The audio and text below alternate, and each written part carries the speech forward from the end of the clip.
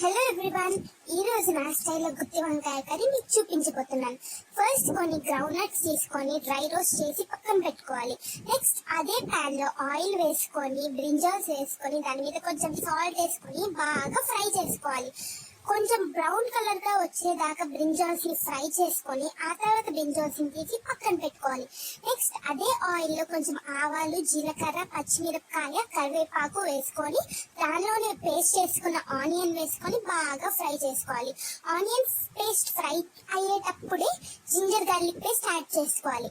ఆ తర్వాత tomato puree వేసుకొని మనం ముందుగా ఫ్రై చేసుకున్న గ్రౌండ్ నట్స్ పేస్ట్ చేసుకోవాలి. ఆ పేస్ట్ కూడా వేసుకోవాలి. అందులోనే పసుపు, ఉప్పు, కారం, ధనియాల పొడి, జీలకర్ర, మెంతి పొడి కూడా యాడ్ చేసుకోవాలి. ఆ తర్వాత అందులో బ్రింజాల్ వేసి బాగా మగ్గనివ్వాలి. బ్రింజాల్స్ మగ్గిపోయినాక కొంచెం చింతపండు పులుసు అండ్ వాటర్ వేసుకొని కూరని బాగా